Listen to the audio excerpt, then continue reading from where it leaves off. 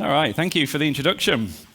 So, I've been heavily involved and very passionate about a certain topic for a long time, and it is the topic of cryptography. For over a decade now, I have delivered training on cryptography and done research in the field of cryptography. And as I'm sure many of you have seen in the past, we usually abbreviate cryptography to crypto. But much more recently, something has kind of hijacked our phrase and hijacked the meaning of the word crypto. If I was to say to anyone here perhaps now, maybe somebody out in the wider world, that I work in the field of crypto, they would probably understand me to work with something like Bitcoin or Ethereum or some other cryptocurrency. And now even Google agrees with me. And Google thinks if you ask it, what is crypto, you can see now the number one definition has now changed from cryptography to cryptocurrency. So we have been relegated, this highly important field of research and technology has been relegated to second, behind something that I'm assured by many enthusiastic people on Twitter that there are legitimate use cases for this outside of buying drugs anonymously on the internet. They assure me that this is the case. I'm yet to find one, and I am still looking and trying. Now, because of this kind of phrase, crypto, being hijacked, if I ask now, again, how do I crypto? There is nothing in there about cryptography. And even if I start typing a message on my phone, even my phone's autocorrect now assures me that crypto means cryptocurrency. I cannot escape this. I cannot get away from this. But of course, what I'm actually talking to in the field that I've worked in for so long is probably popularized by this icon, this symbol that you are most likely familiar with from a web browser. This is the set of technologies that allows us to have secure communications, to do secure things online. It may protect your emails or your messages or your photographs, your passwords or your credit card numbers. And the reason that we need encryption, the reason that we need cryptography is because we all somewhere have a requirement to communicate in secrecy and in privacy. Now, throughout all of human history, I think for as long as we've had human civilization, we've needed the ability to communicate in private. Now, if I was to communicate with somebody here over a short distance, face to face, we might, take a step to the side of the room, we could speak in quiet voices, and we could very comfortably have a secret or private conversation without too much difficulty. The difficulty comes when you want to have that secrecy or privacy over greater distances. And our communications over distances is what makes it hard to keep those communications private. So no matter what the message is, we want to be able to communicate and have it appear to other parties not involved as something that is completely illegible. I may want to send an email, and I want to obfuscate it or hide it in some way. And encryption, crypto, is the technology that we use to do that. So I thought to myself, well, how far back does encryption go? Like, how far back in human civilization have we had this need and this desire to talk in private, to communicate in private? And it turns out we have to go back almost 4,000 years to see the first use that is widely understood to be the idea of course, not something called encryption back then, but this idea that we wish to communicate and we wish to hide that from other people, the meaning or the understanding. Now, this is the tomb of Numhotep II, who was a great Egyptian chief. And when people from high society in Egypt back in the day were buried, their tomb would be decorated with these amazing drawings and, of course, the writings, the hieroglyphs.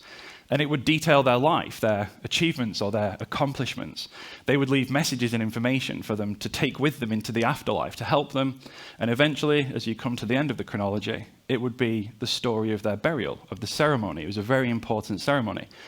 And when Egyptologists came to decipher the hieroglyphs that detailed the ceremony of burial, they came across hieroglyphs that they'd never seen before. And they came across these hieroglyphs that they could not translate. There was no known representation or meaning to them. Now, this is believed to be the first use of some attempt to hide information from people without the requisite knowledge. They believed that these hieroglyphs were created because the ceremony was so sacred and so special, they wrote it in secret text. The common folk, if they came and read the description on the wall, they would not be able to understand what it said, even though it was written in plain sight. And this was believed to be the first use of a method to hide the meaning of a message. And throughout all civilization, if we fast forward another 1,000 years, we come across something called the cytale, which was used by the ancient Romans and the ancient Greeks. And this was a method to distribute messages from maybe the chief Spartans in ancient Greek, and they would wish to send orders to their military commanders in the field, to their generals, to their admirals. And before being dispatched, each Spartan would have a wooden baton, usually, made of a particular diameter. And before they dispatched their general or their admiral, they would give them a wooden baton of the same diameter. And the general would take it with them into the field. And when the Spartan wished to send a message, they would wrap usually a leather strap around the baton, and they would write the message across the strap and unravel it and give it to the messenger. And the messenger would ride out into the field. Now, if the messenger was intercepted and, kind of shot off their horse perhaps, the enemies would have this long strap of seemingly random text. But if the message makes it to the appropriate admiral or general in the field, with the baton of the same diameter, they could wind it and decipher the message. Now, the military conflict theme kind of stays with us in the use of encryption to hide the content of messages. And again, we can fast forward another 1,000 years to the invention of the Caesar cipher, which is possibly a little bit more commonly known today. So again, Julius Caesar wished to send messages to military commanders deployed in battle. And he came up with a very basic shift cipher. So imagine if you have the letters of the alphabet, and he would shift the letters of the alphabet on one row by a fixed offset, by a fixed number, and then he would translate the letter to the matching letter below to write the message. And all the commander in the field would need to know was the number of the shift in order to decipher the message back. And again, the idea was if the messenger was intercepted and the message fell into the hands of the enemy, that they would not be able to read this message. They would not be able to understand it. Now, all of these systems so far are quite basic in their implementation, and in today's kind of technology, they're very simple, if not trivial, to break and decipher. But they all had one fatal flaw. Up until this point, they all shared a singular issue, and it wasn't kind of identified and documented until 1883, when a scientist called Auguste Kerckhoffs wrote a paper titled Military Cryptography and published it in the Journal of Military Science. And this is a really fundamentally important paper in the history of cryptography. And in this paper, Kerckhoffs set out 6 basic principles that a secure communication system must have in order to be secure.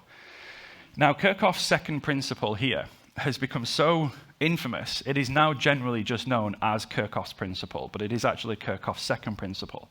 Now, the direct translation from French is that it must not require secrecy, and it must not be inconvenient if it falls into the hands of the enemy.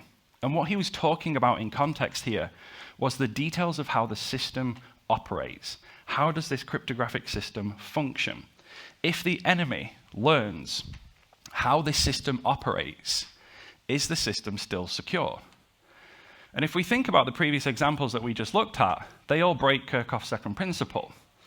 Once you understand the hieroglyphs on the wall of the tomb, and once you understand their meaning, the system is broken once the knowledge is out there.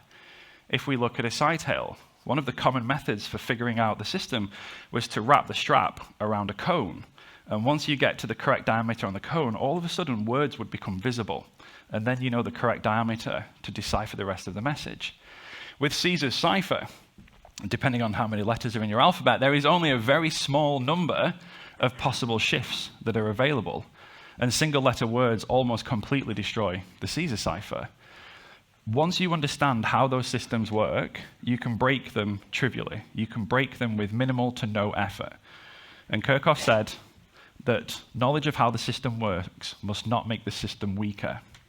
Now, this was popularized quite a few years later by Claude Shannon in 1945, and he simplified Kerckhoffs' second principle to this: the enemy knows the system. You must assume that the enemy will know all of the operation, the internal functions of this system, and this system must still be secure. It must still operate. Now, the first kind of popular example that we had of such a system was probably the Enigma machine. Many people will have come across this. If you saw the 2014 movie with Benedict Cumberbatch, it was The Imitation Game. The knowledge on Enigma was fascinating, and the German scientist that originally built this, it was actually built originally for commercial purposes, for protecting commercial information. It was not originally designed for use in military applications. Of course, it was made famous by Nazi Germany with the use of Enigma during the war. And the interesting thing when they were building Enigma was that they knew, we have this physical device, and of course we're going to have them at our military bases, hopefully, our strongholds within our borders. But we're also going to have these devices deployed in the field. If we're communicating with military commanders on boats or submarines or behind enemy lines, these physical devices have a very high chance of falling into the hands of the enemy. And even if they do, and Allied forces obtained many Enigma machines during the war, even if they do, even if you disassemble this machine and you understand its complete internal function, even with the knowledge of how the system works, you cannot break the system. It does not make it easy to break the system. The Enigma machine has what we can casually refer to as a key, the unique set of settings for the electrical wire connections at the bottom and the rotating dials at the top. And we can kind of think of this as the key. The system remains secure, even if full knowledge of the operation of the system falls into the hands of the enemy. Now, the Enigma machine, if you've seen the movie, was eventually broken because of improper practices in its use and the encryption and decryption of messages. So it was not because we disassembled the machine and we learned of its internal operation. Now, the Enigma machine was so successful because it allowed those secure communications over greater distances. As I said, if we're especially broadcasting messages to the submarines and the boats in the Atlantic, you cannot have those communications. If you are beaming a radio broadcast out over the ocean, of course, enemies would be able to intercept those radio broadcasts. With the messengers on horseback, with the previous methods that we talked about, they are crossing great distances. It is the distance that makes secure communications difficult. And in today's modern web, in the modern internet now, we communicate over vast distances on a regular and frequent basis. But we don't do this with messages on horseback anymore, and we don't do this with radio transmissions. We do this now with physical cables. This is the infrastructure of the internet. It is a giant network that spans the globe that we call submarine cables. So these are quite literally cables laid on the floor of the ocean. And they span vast distances from the UK to America across the Atlantic. And you can see here from the west coast of America over the Pacific to Asia. Thousands and thousands of kilometers that we communicate over. But this gives us everything that we want, especially in the modern internet. The first cables laid here across the Atlantic were metal conductors. They conducted electrical signals, usually telegrams, and they had throughputs, when these were first built in the 1800s, of maybe 10, 11, or 12 words per minute. That was the throughput of the cable, right? You could maybe get 12 words per minute if you were really quick. It's not exactly great, and it's easy to saturate the throughput of that cable. Once you have a backlog of some short messages, the cable is going to be busy for some period of time. And of course, the solution is to just run another cable, right? If we double up on the number of cables, we can double the throughput. So more and more cables were laid, more and more cables were run. Now, we made a shift in 1988. The first cable was run across the Atlantic that was a fiber optic cable. Instead of transmitting electrical signals, it would transmit light signals. And we increased the throughput here. So we go up to around 280 megabits per cable.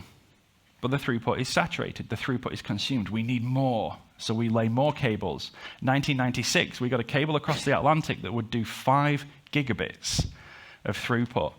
In 2009, we went up to 40 gigabits. In 2012, it was 100 gigabits. And then in 2016, we laid a cable that would do 60 terabits. Now, all of the existing cables are still there, and they're still saturated and they're still used. We're just adding more and more capacity. Now, the one that hasn't been built yet, it was announced a couple of years ago now, we're in 2023. It will do 0.5 petabits, it will do 500 terabits of throughput. We must upload a lot of cat pictures to Facebook to need that much throughput. But there will be a cable, a single fiber optic cable that will span the Atlantic that can do 500 terabits of throughput. And inevitably, it will be saturated, it will be consumed, and we will probably lay another cable at some point in the future. Now, when you're shipping this much data across the ocean through these cables, eventually these cables have to make landfall. At some point, they have to pop out the beach and go up the beach into the land of the country that they land in. So if we zoom in and take a look at South England, on our southwest coast, we have what we refer to as landing sites. Now, these landing sites are where the cables literally pop out of the ocean and then go up the beach and plug into a facility. Now, as you can see, this is South England here. The contrast is a bit out. But this is South England here. You can see Guernsey and Jersey down at the bottom. There are not many of them. Despite the fact that we have so many of these cables, there are not many landing sites. So when the cables come to shore, there's minimal choice in terms of where are you going to go. Now, these landing sites, these facilities, have to be ultra secure. They have to have backup power. They must have immense connections into the British infrastructure. And because of all of these requirements, they're super expensive to build, and that's why there's so few of them. Of course, we have to have a couple of different choices for backup and redundancy purposes. If one of these goes down, we can route most of the traffic around the problem, but there are not many of these facilities that receive these transatlantic cables carrying hundreds of terabits of data. And the problem is, when we have a communication system that's transmitting and receiving so much data, and then we concentrate so much of that data in these singular locations, this presents a real opportunity with minimal effort to access significant quantities of data. Now, this is GCHQ Bude, which is, we have the Government Communications Headquarter, which is our spy agency with a division of the government in the UK, and they have bases all over the UK. And GCHQ Bude is down on the south coast of England, as you can see, and it was built and used primarily for the purposes of tapping into those landing sites. They would tap into those landing sites and gain access to immeasurable quantities of data, because there were hundreds and hundreds of terabits of data going through just these few facilities. And they realized this, the governments realized this, and they thought, hey, like if we want to see what all of our citizens are doing, we don't need to go to each household and tap into their phone line. We don't need to go to all of the data centers and tap into those. We should start with the landing sites, because this is the highest concentration of data in any one location that exists. So on the British side, GCHQ began tapping into those landing sites and gaining access to data on a scale that had never been seen before. Now, of course, we know this thanks to this man. He seems a bit kind of, love him or hate him, he's a bit like Marmite. There are some very mixed opinions about Edward Snowden and the revelations that he made back in 2013. But he did bring to light, no matter what you think, he did bring to light something that some people suspected was happening, and some people saw this flaw and this weakness in the system. But there was no evidence until the Snowden revelations. And when Snowden originally revealed all of these top-secret documents from the NSA, of course, with the partnership with the British government and the remainder of the Five Eyes, we learned what the British government was doing in the UK, and we learned what the American government was doing on the American side. So the NSA and GCHQ were doing this mass surveillance, this dragnet surveillance. There were a few different phrases to describe this. GCHQ had Project Tempora, and the NSA called theirs Project Upstream, where they would tap into the landing sites to gain access to this immeasurable quantity of data. Now, one of the other interesting things that we learned was that because there was so much data going through these landing sites, neither of these spy agencies could actually do real-time analysis. There was simply too much. It's like trying to take a sip of water from a fire hose, right? You just kind of get your face blasted off. And they're like, there's too much. There is so much data. Now we've tapped in and looked at it. There is so much data. They're like, well, like, how do we look at this? How do we analyze this? So what the NSA did was they were like, well, hey, you know what? Like, we can afford hard drives, right? Just pipe a copy off. And they just piped a copy off into a huge archive facility. So they did almost no actual real-time analysis of this. They just essentially cloned a copy off into an archive. And they were like, hey, look, you know, like if we need this in the future, we can just go into the archive and pull the data from the archive, right? So now they're gathering this data and storing this data on an unimaginable scale. And of course, Snowden happened. Snowden released all of the documents. He originally fled to Japan before he ended up finally in Russia. But when Snowden fled, the NSA obviously decided they didn't like him, and they wanted to find out everything that they could about him. You know, who has he been speaking to? What are his plans? What else does he have? And they found out that Snowden used an email provider called LavaBit. Now, LavaBit specialized, even back then, remember, we're a decade ago now, in 2013, even back then they specialized in encrypted email. Presumably the reason that Snowden was using them. They specialized in encrypted secure communications. Now, the NSA wanted to read all of Snowden's emails. They want to know, who has he been talking to? What does he have? What is he going to do? So they go into the archives of the landing sites, and they pull out all of the traffic for LavaBit, because it's all recorded, it's all stored. And the traffic is, as you would have expected, encrypted. Now, even in 2013, if you can cast your mind back a whole decade on the web, on the internet, we were not doing so well at encrypting stuff, but LavaBit were, and the encryption that we had was actually good enough. The NSA looked at this and said, we're not going to break this. The encryption on these emails is good enough that even the NSA knew, we are not going to break this. We need to find another way. And the way that they found, and the way that they eventually went for, was to serve a gag order on the organization so that they couldn't talk about this, but also then an order to compel them to hand over their crypto keys. So they compelled them to go into their data centers and recover the encryption keys from their servers and come outside and hand them to the NSA waiting at the door. Because then, with the crypto keys, the NSA would be able to go into the archive, pull out the encrypted data, and decrypt it in the blink of an eye, because they now have the keys. And this was the method that they chose because they knew that they could not break the encryption that was being used. Not in any reasonable amount of time. It was considered to be impractical. Now, the Snowden revelations triggered a change on the web. If we take a look at the amount of encryption that we use, there is a very noticeable point on the timeline where things change. But I have one caveat to add to this.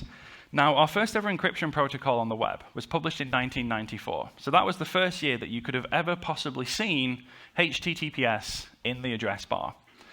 Now, because nobody was really concerned about our use of encryption on the web until the Snowden revelations, 2013 and 14 is actually when organizations started monitoring it and tracking it. So from 2013 onwards, I have multiple independent sources of reliable data to draw the graph line. Prior to 2013, I can't find any reliable data. So prior to 2013, this is my interpretation of what the graph line looked like. But we know definitively, in 1994 it was 0, because it had to have been. And I know definitively that in 2013-14, we were approaching approximately 25%. Data from Google, from Mozilla, from the HTTP archive, all confirms this. And you can see there is quite a clear distinction between pre-Snowden and post-Snowden with the use of encryption on the web. And within just a few years, we essentially flipped the graph over. We went from approximately 25% of web traffic using encryption to approximately 25% of web traffic not using encryption. And as is common in the field of security, you can see the nice plateau when we get to around 90%. My guess is just that 10% of stuff out there isn't being maintained at any given time. So we seem to get to around 90% and then kind of flatline. Now, the interesting thing here as well, within this timeline, is that we have made great advances within the field of cryptography through this time. Snowden happened in 2013, and it was 2013 and into 14 when the NSA served LavaBit with those court orders to hand over their encryption keys. And this was a really significant weakness in the system. If the NSA have recorded those emails, and then they are compelled, LavaBit are compelled to hand over the keys, those emails can be decrypted.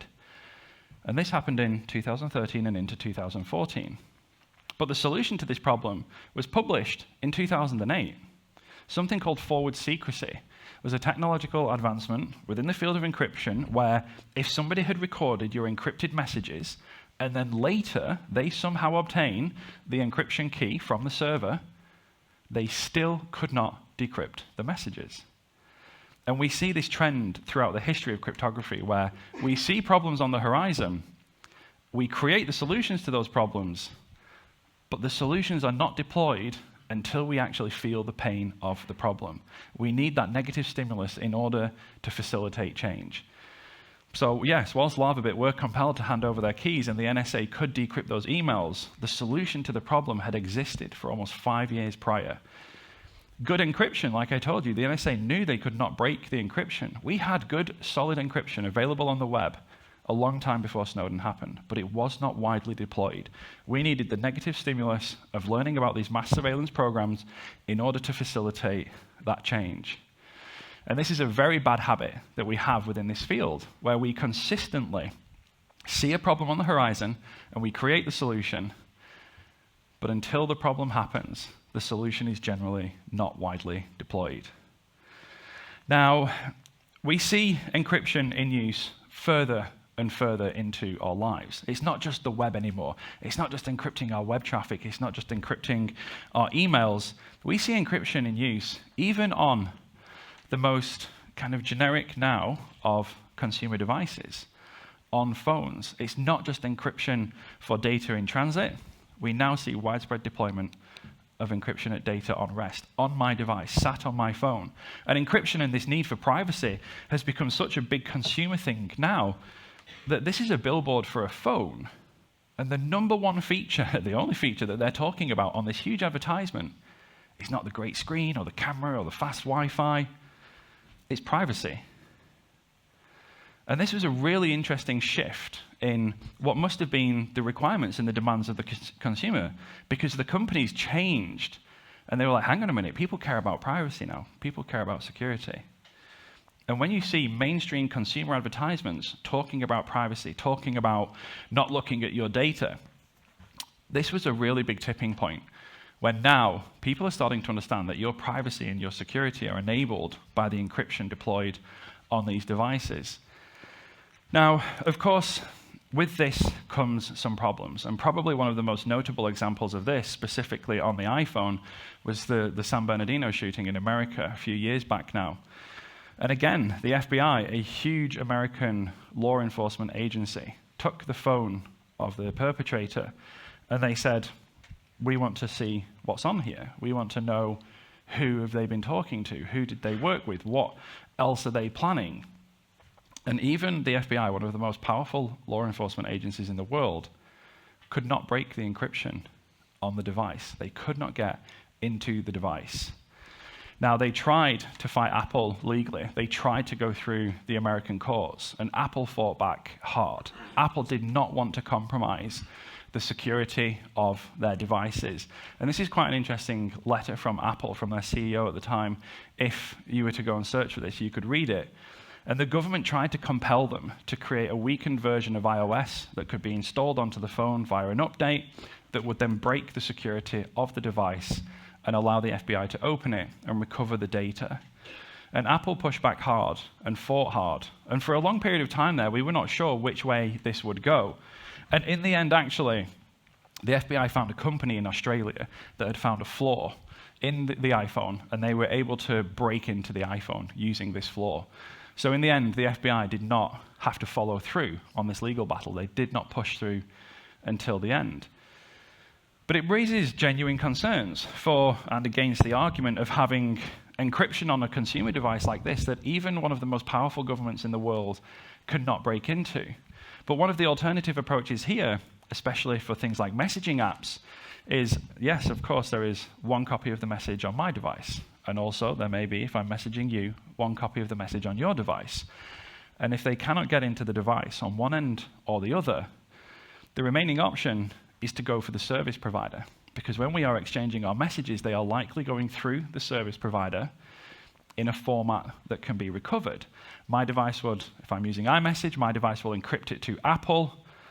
Apple would have access to the content of the message, and then Apple would encrypt the connection to your device to transmit it. So at that point, right there in the center, there is potentially the opportunity for Apple to provide copies to law enforcement. So encryption went one step further, and we now have this idea of end-to-end encryption, where even if I am messaging you on iMessage or WhatsApp or Telegram or Signal or any other end-to-end encrypted messenger that you use, even the service provider themselves cannot read the messages. So we can now message each other through a service provider, facilitating those communications when even the service provider cannot read them.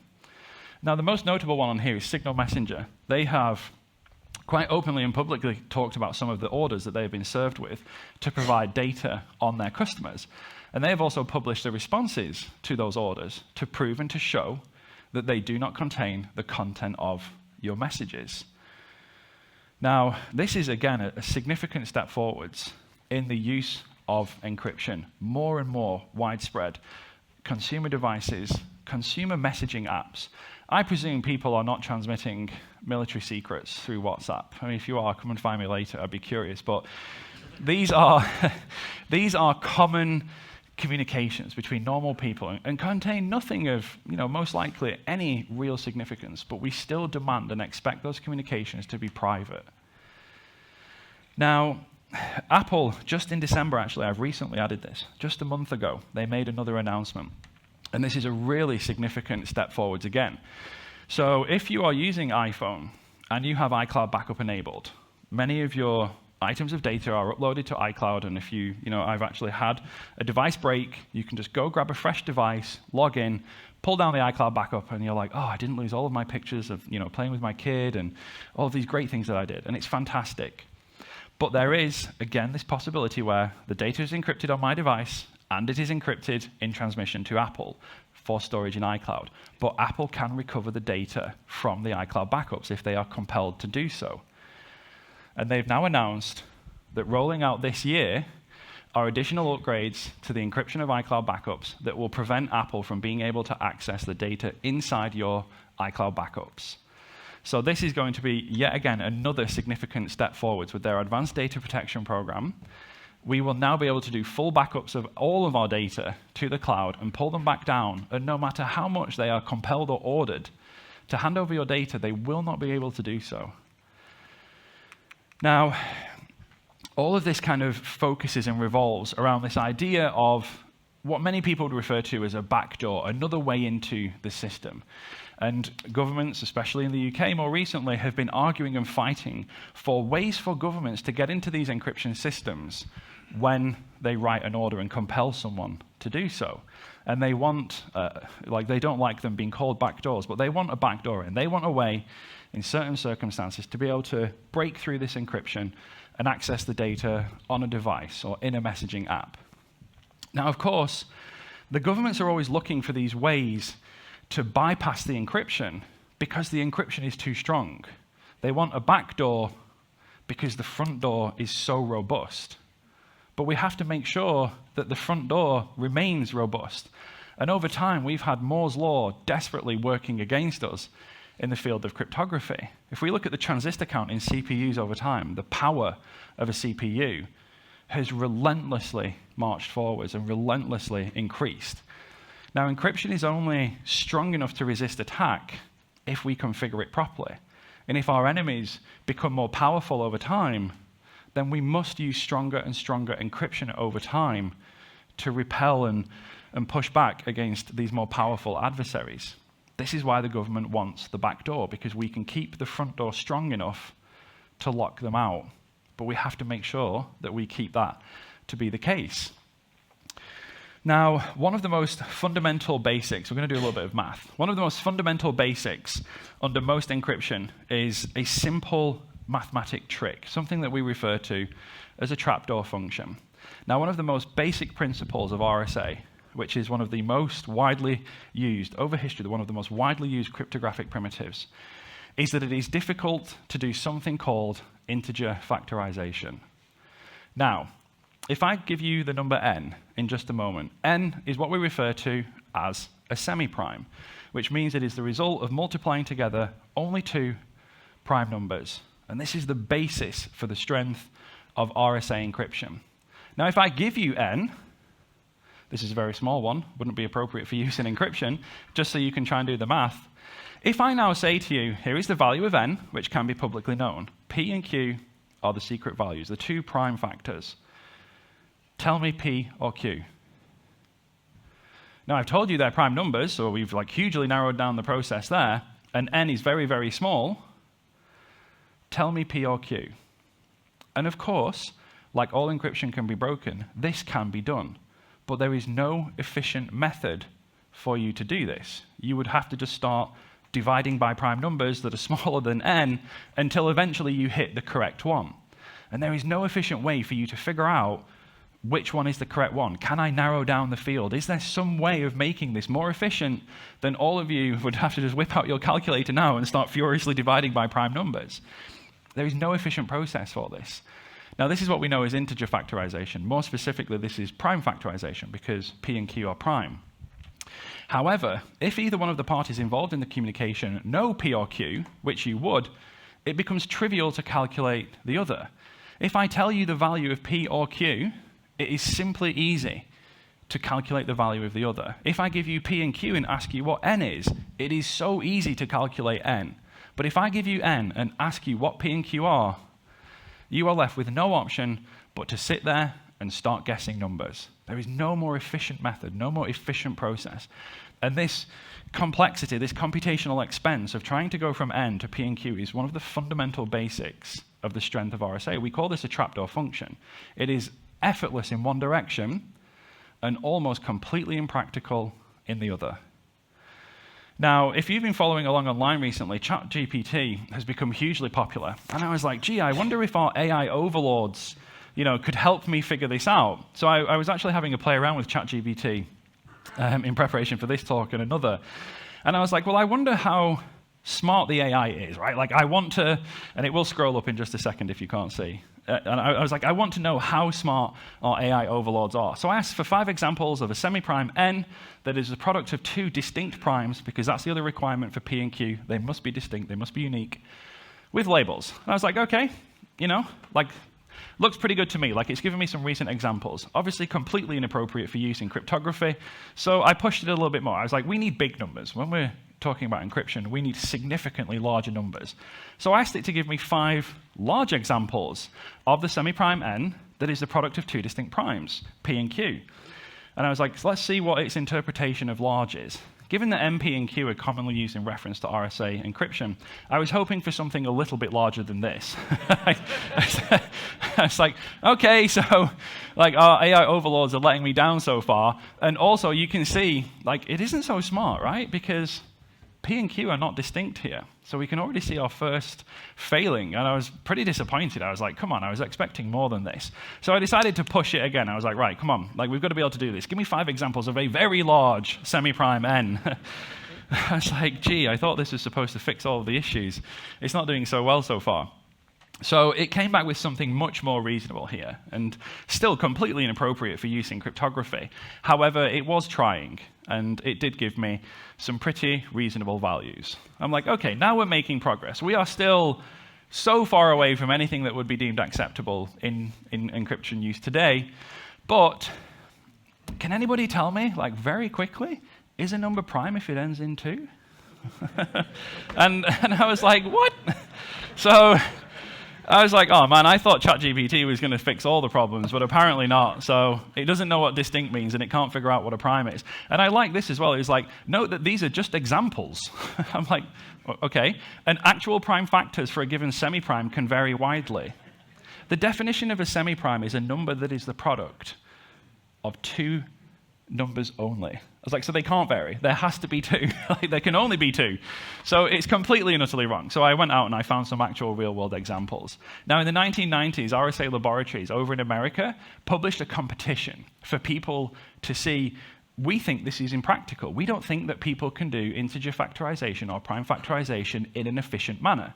So they published some large semi-primes. And they said, okay, here is a competition with good monetary rewards that if you can factor these semi-primes, we will pay you. And they published a whole series of numbers. Now, one of the first ones to be broken, this was in 1996. This was RSA 130. So this is a 430-bit semi-prime at the top. Now, this was broken and factored in 1996 because a little over 2,000 people came together and connected their computers together over the internet and donated CPU time to the cause. They all came together and said, we are going to do this. They took n and they just started dividing by primes smaller than n until you find either P or Q. And they got a nice little cash reward, a nice little cash prize for this. Now, this is broken in 1996, and this is a 430-bit number, completely inappropriate for use today. If we fast forward to something like this one, this is a 663-bit number at the top there. And this was factored in 2005, another competition winner.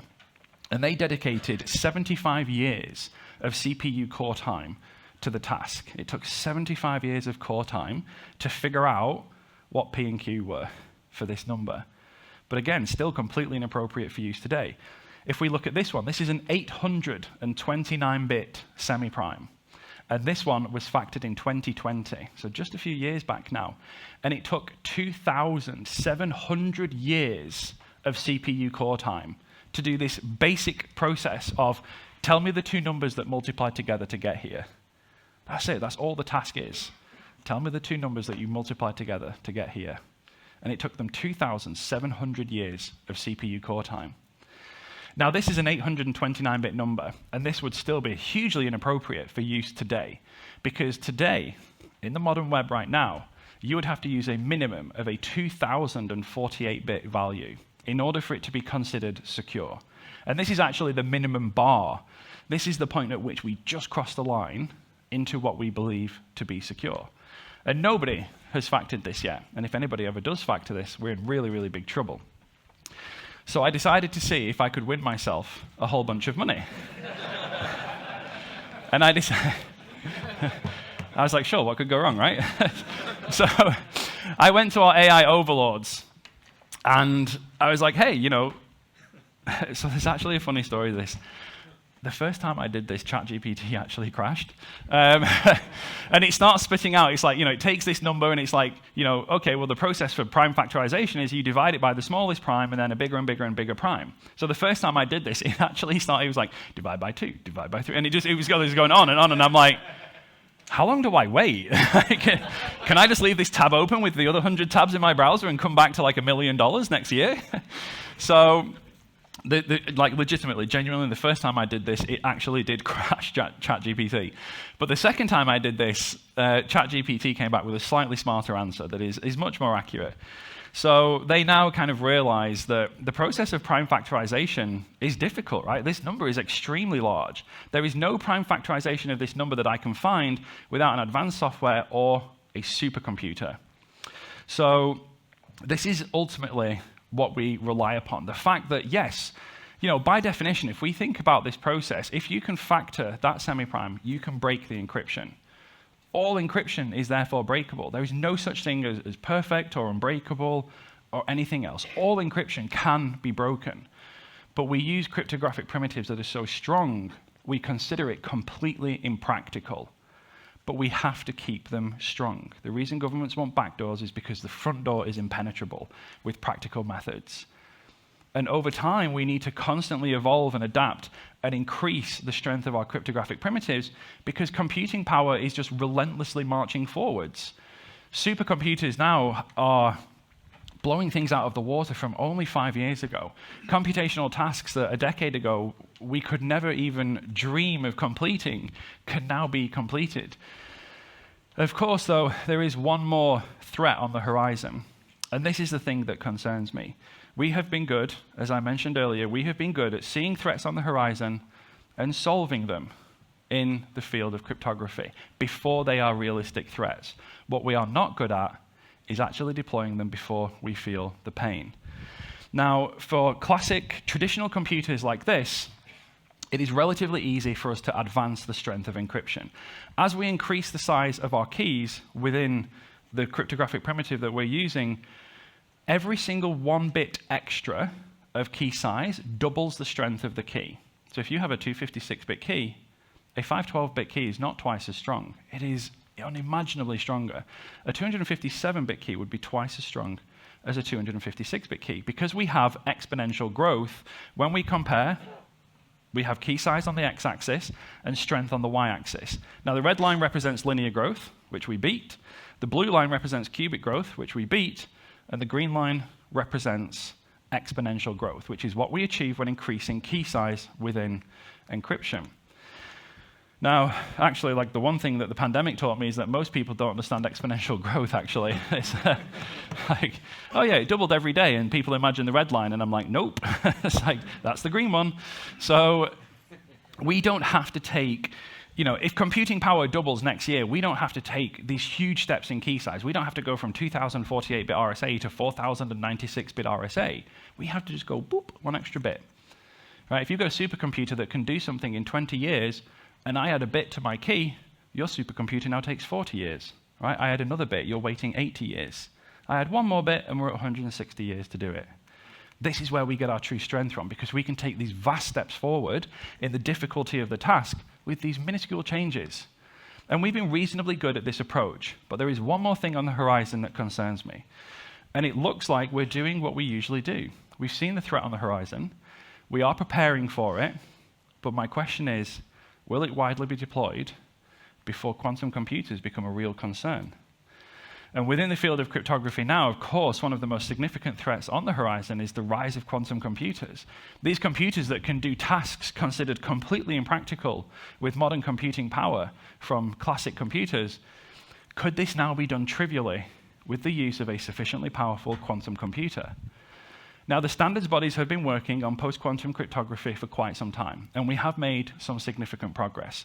There are some traditional cryptographic primitives that we use today that are believed to be quantum resistant with a sufficiently strong configuration, and there are other primitives that we know, should somebody ever build a suitable quantum computer and dedicate it to the task, things like RSA would be breakable. We would not have this difficulty factor that makes it impractical. A quantum computer would make that prime factorization practical, and that would destroy the value and the strength of all of our encryption. So we need to have these post-quantum cryptographic primitives ready to deploy, which we're making really good progress on. And then we actually need to start using them. And that's the part that concerns me. If the NSA or GCHQ or any of the other Five Eyes or any suitably powerful government were to dedicate the resources to build a sufficiently powerful quantum computer, one of the first things that they're probably going to use it for is for the breaking of traditional cryptography. So whilst we are making tremendous progress, and certainly over the last 5 years, we have made fantastic progress with encrypting the web.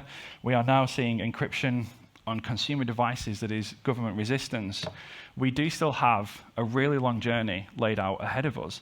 We must ensure that we are ready for the post-quantum world. We must ensure that we're using suitable cryptographic primitives that are quantum resistant before the threat exists. And unfortunately, at the minute, I'm not quite sure if we're going to make it.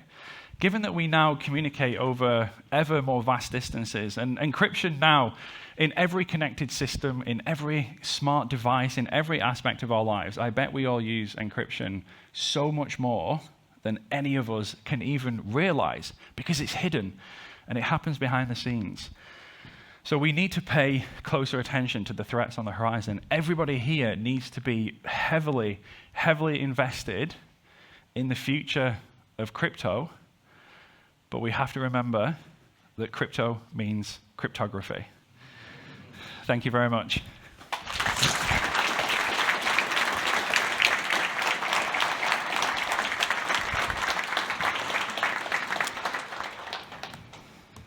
I think we have maybe a minute. I could actually, because Jacob did quite a short introduction. So are there any questions? Let's open it up to the audience before we break. I realize I'm asking a Norwegian audience if they want to ask any questions. Yes, over there, go ahead. Do you own any Bitcoins? So the question there for the audience was, do you own any Bitcoins? Do you know, actually, if you scroll far enough back on my Twitter, I was mining Bitcoin very early, and when you could actually mine on a CPU and then GPU. But I was an idiot, and I sold out when they hit $100 because that was amazing. Any more questions out there? Yes, go ahead. You used the iPhone as a privacy example. Yes. Do you know the story on Android? So yeah, that's a very fair question. I use the iPhone as an example of the privacy and encryption there, and what is the story on Android. That's reasonable. I've spent a lot more time investigating iPhone simply because I use it. I also know that Android is taking very significant steps in this regard, but from my kind of like slightly less research on the Android side, it seems they're just perhaps a step or two behind. But they are still making very significant progress. It was many, many years ago, and I used to use like the OnePlus phones, and you could manually go into the settings and enable full disk encryption on the device, and you would have to leave your phone on the charger for like an hour whilst it was fully encrypting the device. And they've made things like full disk encryption the default, enabled, and now it's not even an option you can turn off. So if you have any modern version of Android, you're already running full disk encryption, and there's no way to disable that. So they have made similar steps forward. I just happen, because it's my device, to have spent more time researching the iPhone. Any more questions? Yes, go ahead.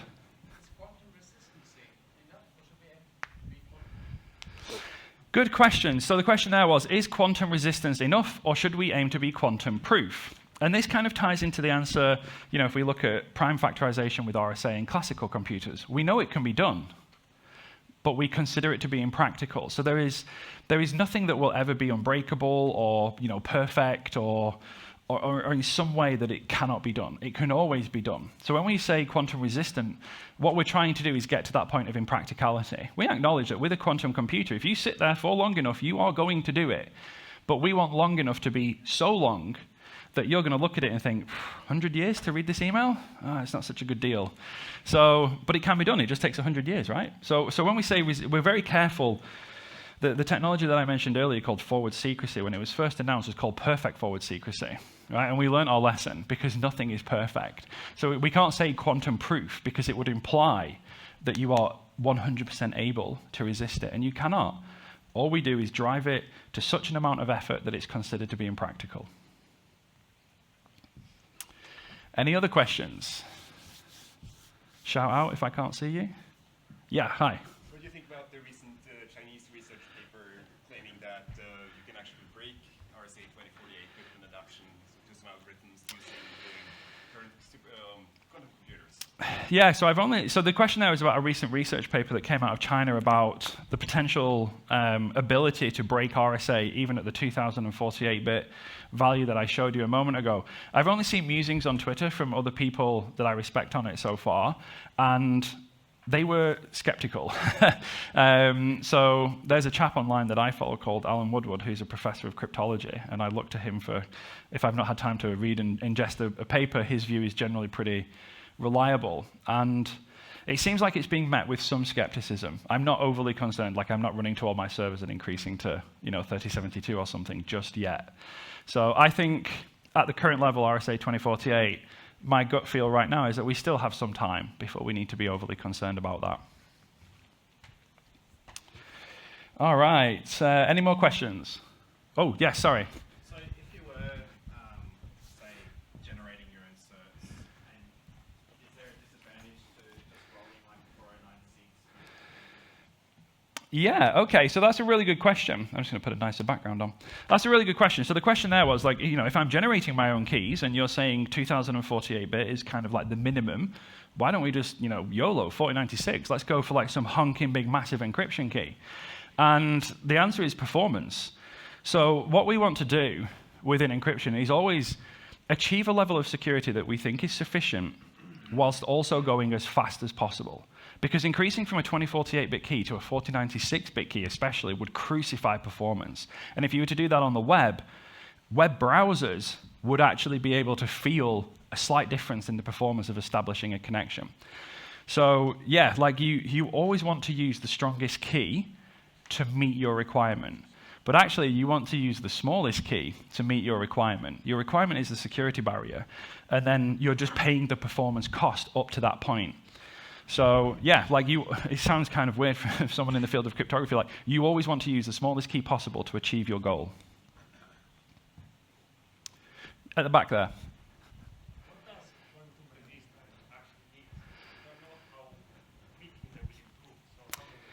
Yep. So that's another really good question. How can you say things like quantum resistant when essentially like nobody's built one and seen what they can do? So yeah, like there is a lot of theoretical research going into the field in order to say these primitives are quantum resistant. And the good news is over the last kind of 3 or so decades, we've become really good at this stuff. But yeah, you're absolutely right. Like, there is still an element where we're simply trying to predict the future and predict the capability of these machines, because they're already like much smaller scale quantum computers that work. We can see how they operate and see what their capabilities are, and then hopefully scale that out, and our understanding will match. But you know, maybe I'll come back in 5 years and do another talk, and we were wrong. Yes.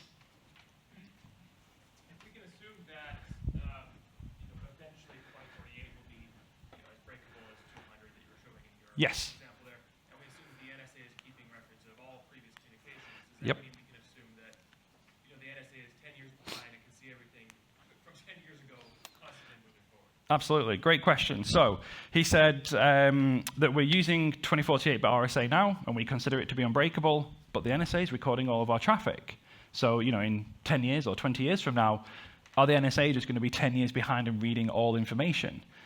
And the hope here is that the answer to that is now no, because in 2008, when forward secrecy was released, forward secrecy changes the solution there. So when the attacker records the traffic and then later comes into possession of the private key from the server, forward secrecy means that the attacker can still not decrypt the traffic. So we started to see widespread deployment of forward secrecy. Kind of strangely, it was not actually Snowden that triggered the widespread deployment of forward secrecy. That was in 2014. Does everybody remember Heartbleed? Made huge headlines back at the time. Heartbleed allowed somebody to just rock up at your web server and download your private key. And then everyone was like, oh my gosh, people can decrypt my traffic. And that triggered the very quick adoption of forward secrecy. So I would probably say now, somewhere between 2016 and 2018, most people had transitioned to using forward secrecy. So if the NSA have recorded all the data up to like 2018, yeah, like 10 years from now, they might be able to trivially decrypt all of that. However, after that, even if they factor the private key, they're still not going to be able to decrypt it because of forward secrecy. Anyway, hi. Yeah, I know like with passwords, people generate rainbow tables and like Yes. Why are they not regenerating solutions for the prime factorization? You know, like going another way. We know all these primes. Let's make a massive table of every possible combination, and then we just look it up. Yep. So for the wider audience, the question there was, for those familiar with password cracking, we have things like rainbow tables, which is just an enormous database of all of the answers, and if you have a problem, you just look up the answer. And why can't we do that for encryption keys? You know, if I give you a semi-prime n, what if we just have a database filled with like all of the answers, and then you could just take the value of n and look up p and q? The size of the data set to do that for just one particular size of RSA key would be so unimaginably large, the lookup would probably take as long as factoring the two primes out of it. Also, I have no idea where you would store that. It would be completely impractical to do that. Like copying the internet, storing it in a hard drive. Yep, like copying the internet and storing it in the hard drives. No one's done that. All right, any more questions? Time for one more. All right, if you want to speak to me afterwards, I'll be kicking around the conference for the whole 2 days. I have another talk tomorrow morning at 9, so drop by, say hi. But let's go and take a break. Thank you very much, everybody. Hi. Thank you. Oh.